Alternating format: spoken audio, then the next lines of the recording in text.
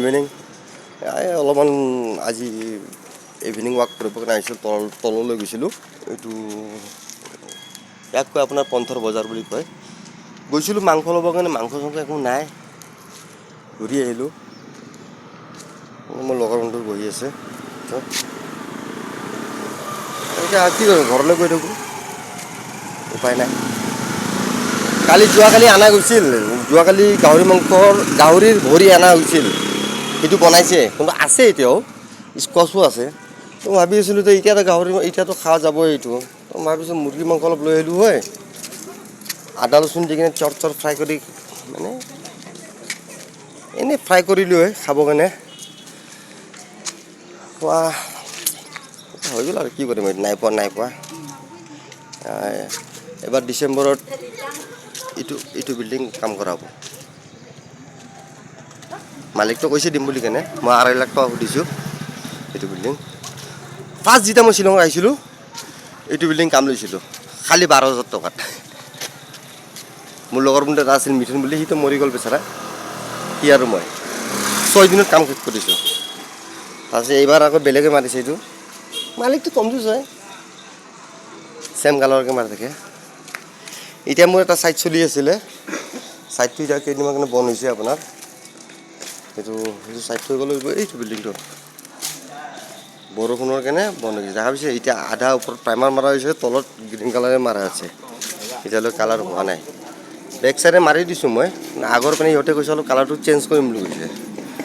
ঠিক আছে, এইটো বিল্ডিঙৰ মই কাম কৰা, এইটো বিল্ডিং। তাৰপিছত আৰু এটা বিল্ডিং আপোনাক দেখাই আছোঁ।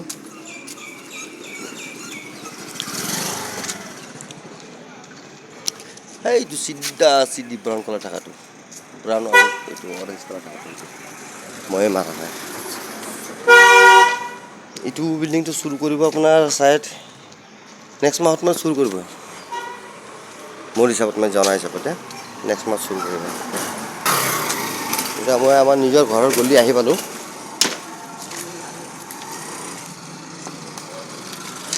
এইটো আমাৰ ঘৰৰ গলি, এইটো বিল্ডিঙো ময়ে মাৰা।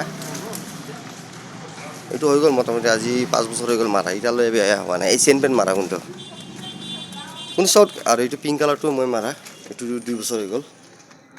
চবতকৈ বেষ্ট ভুল কৰিছোঁ মই এইটো বিল্ডিংটো আপোনাক দেখাই আছোঁ এতিয়া বৰ্তমান।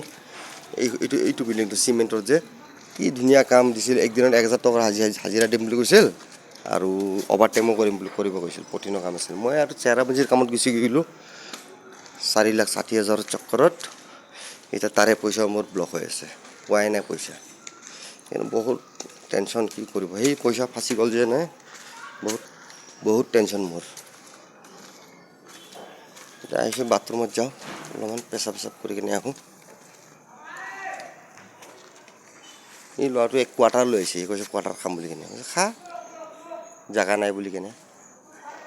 আজি মই চাফা কৰি দিছোঁ, এইবিলাক চাব পাৰে, এইটোৰ পৰা চাফা কৰিলোঁ আজি মই।